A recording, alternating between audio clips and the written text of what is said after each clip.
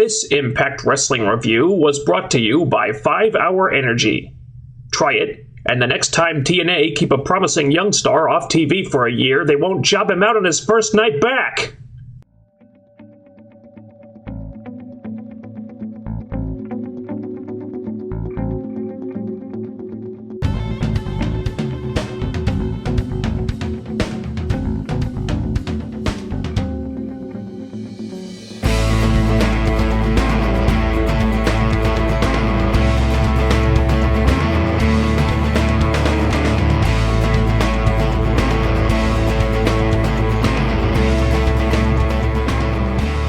Okay, you know the drill. Impact was airing taped this week, so that means we were basically getting last week's leftovers. But they did have some important stuff happening with the Bound for Glory Series qualifiers, so they couldn't exactly half-ass it. Let's find out how they did. The show begins with... You'll never guess. You'll never guess. Are you ready? A Hulk Hogan promo. I know, shocking, right? Pretty standard stuff here. Basically just Hogan explaining that Bobby Roode and Jeff Hardy are automatically in the Bound for Glory series because they won the first two. That makes sense. Both men come out, they tease some stuff for Open Fight Night next week. I'm really glad to see Open Fight Night back, and it's been so long since the last one I kind of thought they'd done away with it. On a related note, aren't Championship Thursday and the next Gut Check way overdue? I'll get back to you on that one.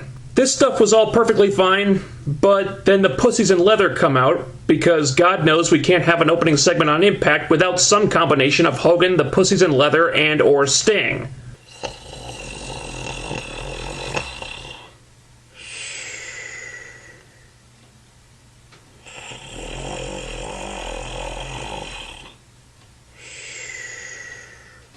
Bully Ray complains about how none of the pussies in leather are in the Bound for Glory series, and Hogan wastes no time in putting them in a Battle Royal qualifier that night. That raises all sorts of questions. Why in the world would Hogan ever put any of the pussies in leather in the Bound for Glory series? Why even give them a chance? What possible motivation could he have? These are the guys that have made your life a living hell for the last year, and you're rewarding them? What? This is unbelievable. This doesn't make any sense. Also, why would Bully Ray even want any of the pussies in leather in the Bound for Glory series? Wouldn't that mean they could be potentially competing against him for his title? Or is he planning on a Bound for Glory main event where he defeats one of his own guys with the finger poke of doom? There's a lot of that going around lately. Unfortunately, they never bothered to explain any of these things, leaving me with a lot of questions, and the segment ended on a pretty confusing note. Not a great start. Although, Bully Ray sicking Wes and Garrett on Roode and Hardy, only for Roode and Hardy to punk them out like the biggest jobbers on earth, cracked me up. You guys suck. So we had a whole bunch of qualifying matches throughout the night. Mostly good news here. Most of the matches were fun, most of the right people went over. Bad Influence got a little underhanded and defeated Storm and Gunner to qualify. And yeah, you heard that right. Bad Influence finally won a match. Yes! While I don't like Storm and Gunner getting jobbed out this soon into their title reign, they really couldn't be in the tournament if they're the tag team champions. And if the trade-off was Bad Influence finally getting a win under their belts, I'll take it. Unfortunately, my guess is they're probably going to be filling the Robbie E spot in the tournament this year. No!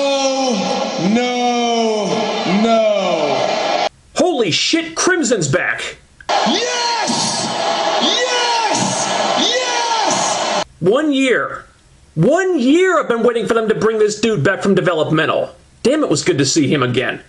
And I know he's got some critics. I know not everybody likes him, but I'm on the Crimson bandwagon just like I was on the Magnus bandwagon a couple years ago when most people were saying he sucked. I believe the potential for a big star is there, and time is going to tell with Crimson. Anyway, he cuts a really nice promo. If you've seen his stuff in OVW, his mic skills are very underrated. Then his opponent in the BFG Series qualifier comes out, and it's Joseph Park.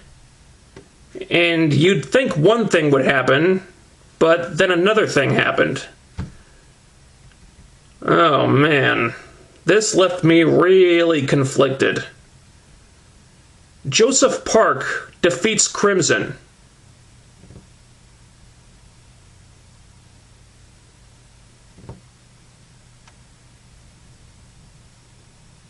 No.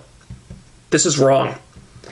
I'm not even going to go into the baffling logic behind keeping Crimson off TV for a year only for him to eat the pin on his first night back. But he should not be losing matches to Joseph Park. I'm sorry.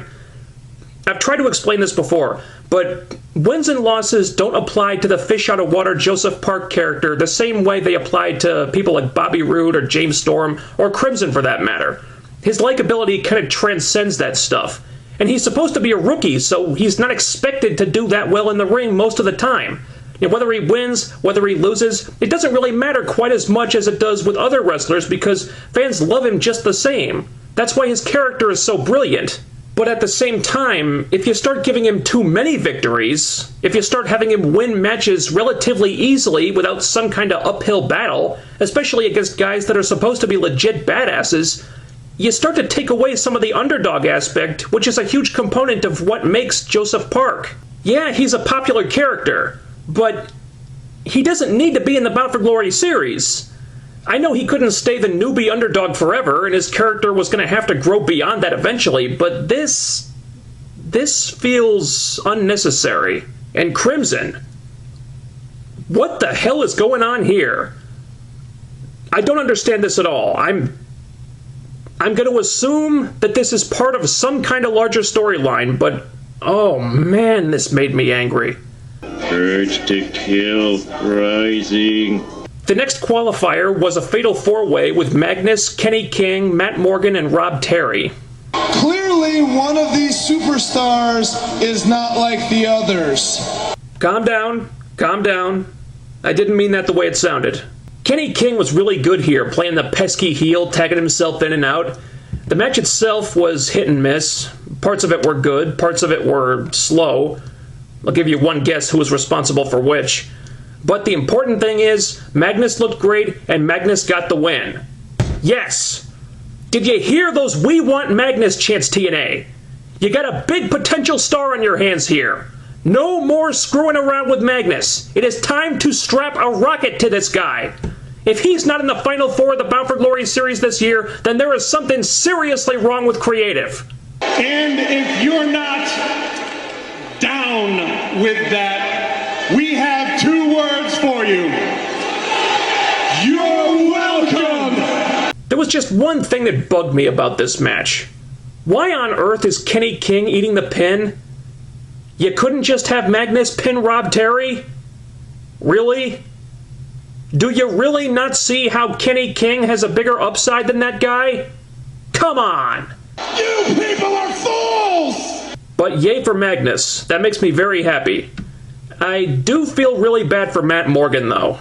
Not even in the tournament this year. That's rough. If I were him, I'd probably be thinking that I made the wrong decision re-signing with TNA in 2012, because it's been almost a year, and they've done basically nothing with him. At this point, it might be kinder to just release him. At least he'd stop getting jerked around. Austin Aries versus Eric Young is a qualifier. Foregone conclusion, really.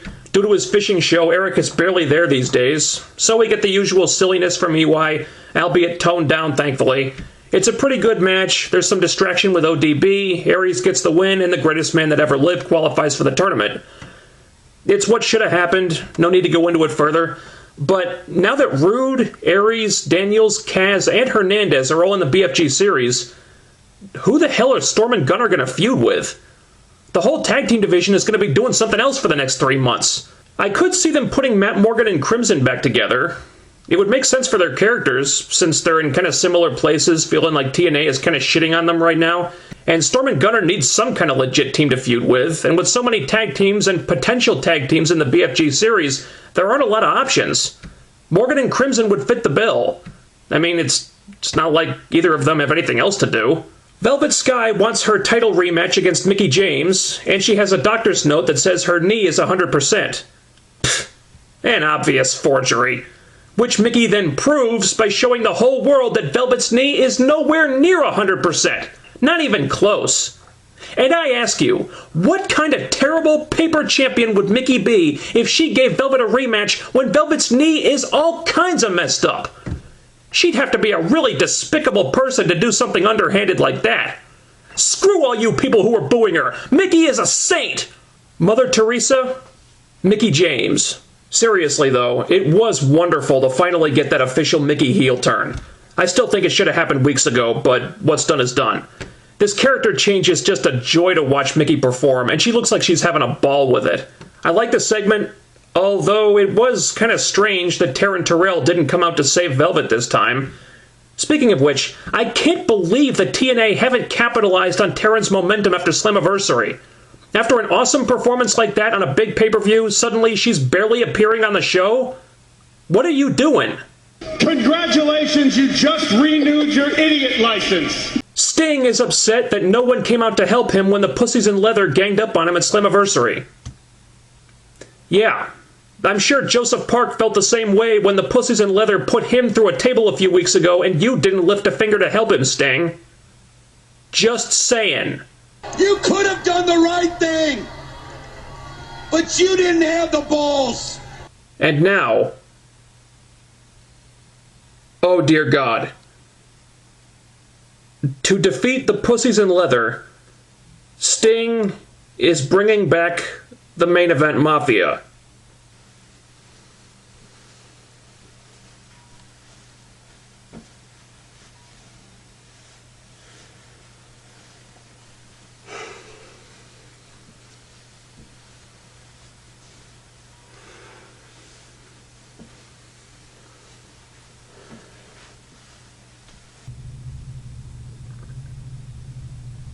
Okay. The key word here is new. Sting said it would be a new main event Mafia. If this is going to be Sting and a group of young guys, then it's all good. I'll give him the benefit of the doubt until I see what happens. But so help me God, TNA, if I see Steiner and Nash back on my TV screen, I swear to Christ! The Pussies in Leather have their Battle Royal for the Bound for Glory series spot. Anderson drew the long straw, apparently, so this was just him eliminating everyone in over-the-top comical fashion. And this part actually was kind of funny. They were just goofing off here with the eliminations, and I did honestly get a chuckle out of it. Then Doc started doing stuff. He decides that he wants the spot instead. He fights Anderson for a few seconds, but then he gets punked out as quickly as Wes and Garrett did earlier. This alleged superstar is an unworthy opponent. So now they're teasing a Doc face turn. Will that work? I doubt it. I still don't think he's any good. I never did. He did get a good reaction for this, but I'm pretty skeptical that he could sustain that over an extended period. If and when it happens, once the novelty wears off, I think he'll just fizzle out. And sure, he's big and tough, but he's not really bringing much else to the table beyond that. The main event and final BFG Series qualifier is Kurt Angle AJ Styles again. They have the match that Angle and AJ have. It's always damn good. I'm just tired of seeing these two guys fight. The Pussies in Leather show up again. AJ effortlessly dispatches Doc, who swore to take AJ out tonight, and then pins the distracted Kurt Angle. A fine main event if you don't mind the redundancy of the matchup. Now we have our full lineup for the Bound for Glory series, and I think it's a pretty good group. There are a couple surprising entries, a few people I'd swap out if I could, but I like that there are some new faces in it this year. Although there's only 2, maybe 3 guys that could realistically win it. I'm thinking AJ, Hardy, and Magnus and Joe as the dark horses. I think most of us expect AJ to win, but last year it sure looked like James Storm was going to win the tournament, and it didn't turn out that way. So a lot can change in 3 months. We shall see. An enjoyable show this week, minus a few really frustrating parts. It seems TNA refined the Bound for Glory series year by year. I like that they did qualifiers this time instead of just announcing the participants and leaving the fans wondering how they were selected. That's how it should have always been. I do wish they'd made a bigger deal out of the qualifying matches, but that's due to time constraints, I'm sure. And that's probably also the reason why the Bully Brooke thing was put on the back burner this week after it was the big cliffhanger last week. That was annoying. I know they're limited creatively by just 2 hours a week, but it really does feel confining sometimes, which is why proper time management is so crucial. They could improve this by devoting a few less segments to the Pussies in Leather every week, but I'm not holding out hope that that's going to happen.